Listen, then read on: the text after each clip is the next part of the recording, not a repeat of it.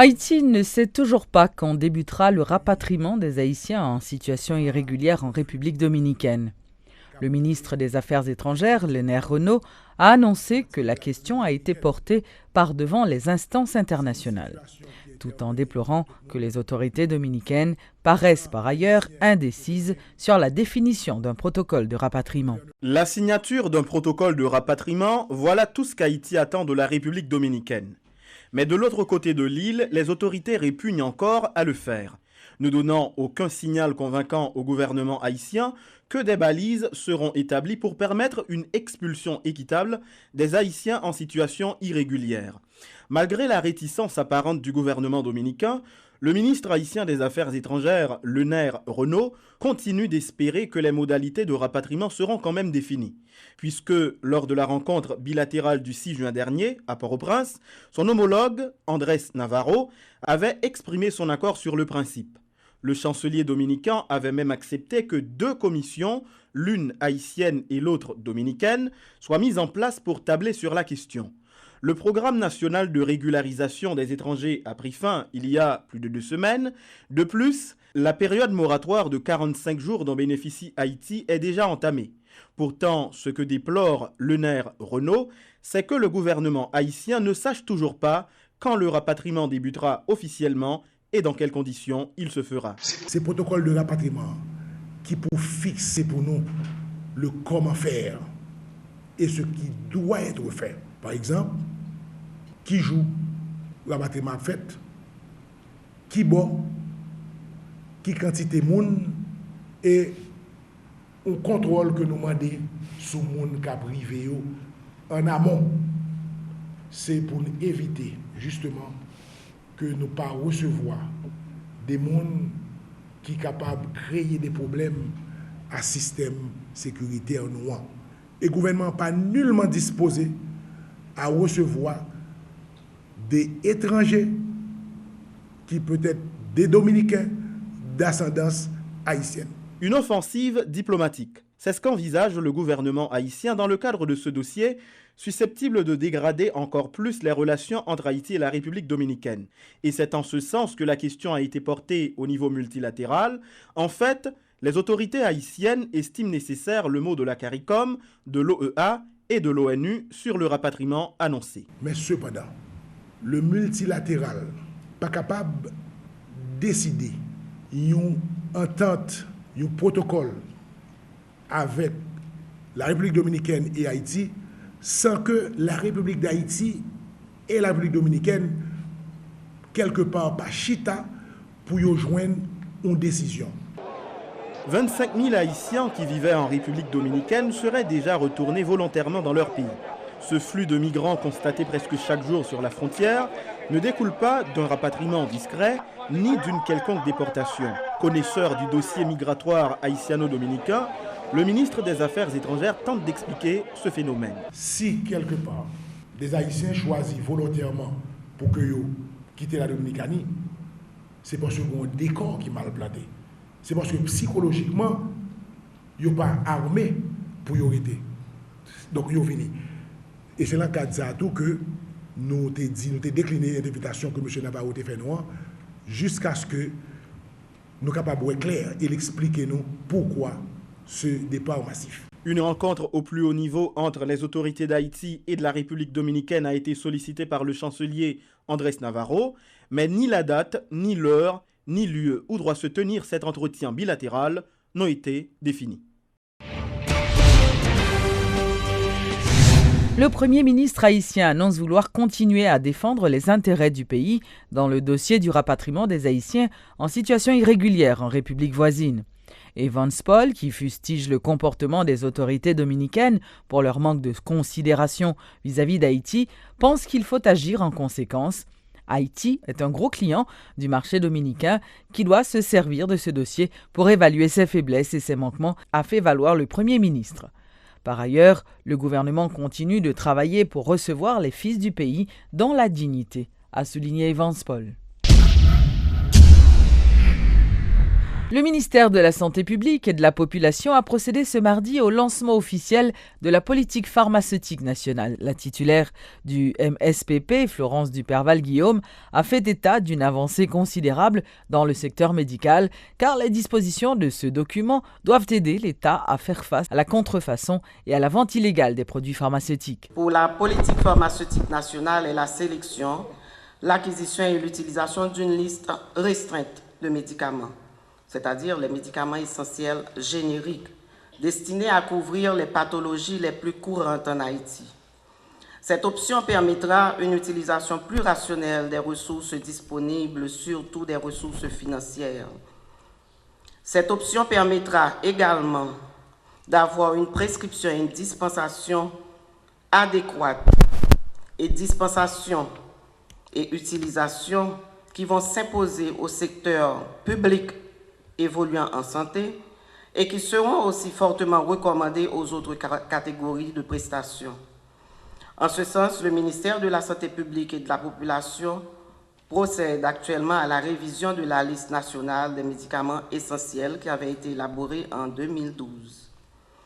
La mise en place d'un système national d'approvisionnement et de distribution des intrants qui tarde encore à se concrétiser pour beaucoup de raisons indépendantes de notre volonté, devrait enfin assurer une bonne disponibilité de médicaments sûrs, efficaces et de qualité à proximité des familles et réduire considérablement l'inaccessibilité financière de la population à certains produits.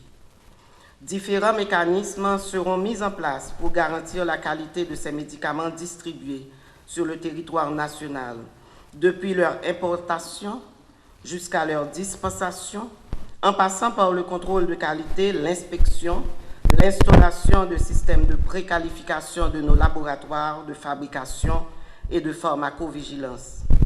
Le ministère devra s'atteler à valoriser encore davantage la profession de pharmacien, de la formation initiale à la spécialisation, en passant par une augmentation de l'effectif, de manière à permettre à tous les acteurs de disposer de ressources humaines, pharmaceutiques, qualifiées, compétentes, à tous les échelons du système de santé, et rendre ainsi notre système attractif en raison de la qualité de nos prestations.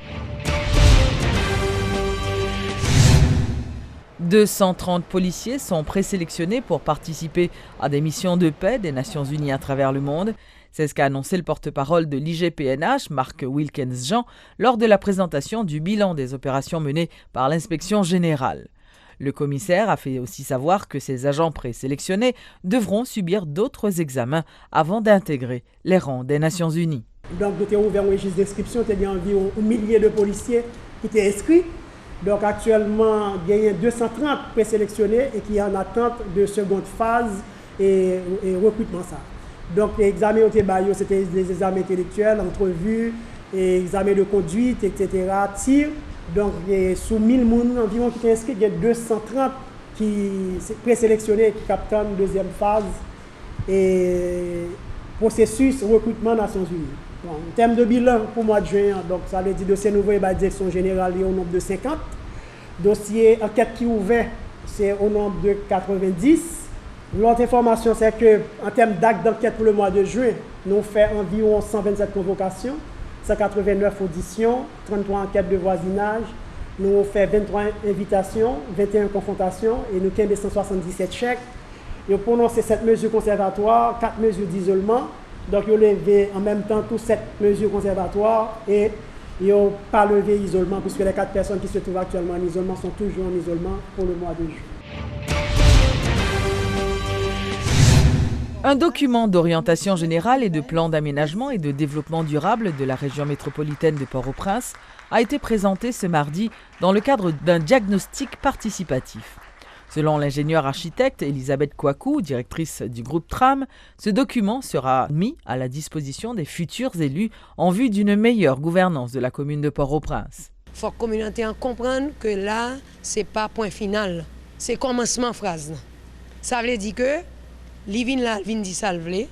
Kounya pral gon l'autre étape côté nous pral restituer résultat tout ça qui fait yo, ça y aurait les PCD, hein, nous allons remettre les balles mairie de Port-au-Prince à condition que la population valide. La population, s'il pas valide, mairie Port-au-Prince pas qu'à gagner comme outil de planification. Il faut que la population valide.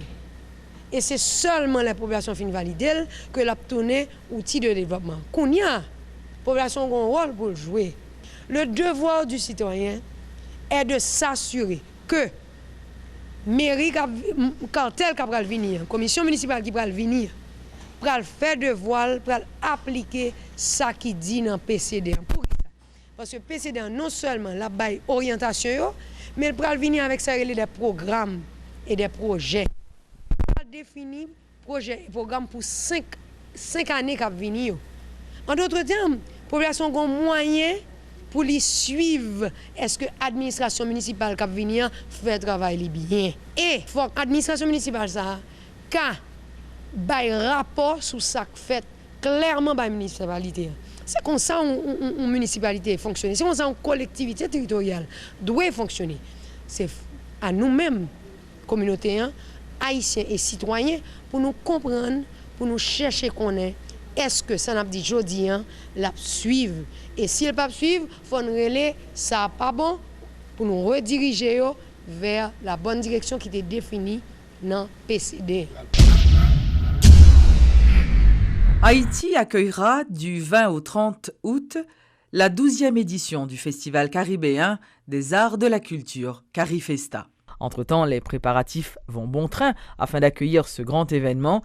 Et selon Émilie Prophète, responsable de communication de Carifesta, les activités auront lieu dans 5 départements du pays. La population doit inclure dans Carifesta et commence un événement important pour le peuple haïtien, événement international ça qu'a fait en Haïti du 21 au 30 août. Côté Haïti pour recevoir pays Caraïbes, pays d'Amérique latine et l'autre pays étranger qui viennent dans l'événement multiculturel ça qui est le Carifesta, dont c'est 12e édition, un événement qui regroupait toute expression culturelle et gastronomie, danse, mode, art visuel, littérature, cinéma, etc. Donc, le directeur général Hérol Josué était estimé que l'important pour la population et il a raison senti que c'est événement pâle, que l'approprié de événement et il t'a parlé en pile de aspect ethnologique événement ça et cap fait du 21 au 30 août. Haïti a en pile capacité pour gérer mon cap venir. D'ailleurs c'est 12e édition et Carifesta et cap fait et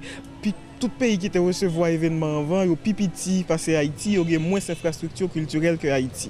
Donc Haïti a une pile capacité pour recevoir événement ça. Pour pays qui venir, il y a 14 pays dans les Caraïbes qui confirmé déjà que y a venir et il y a de l'autre pays comme les États-Unis, Canada, Cuba, Mexique qui confirmé que y a venir et il y a de l'autre pays tout parce que ça arrive en pile dans Carifesta que c'est à la dernière minute de pays confirmés présentiaux qui venir donc yo paré pour yo venir en Haïti et il y a parlé en pile de Carifesta dans Caraïbes là et sur le plan international parce que c'est un événement de grande envergure, de très grande dimension et que Haïti a pu recevoir.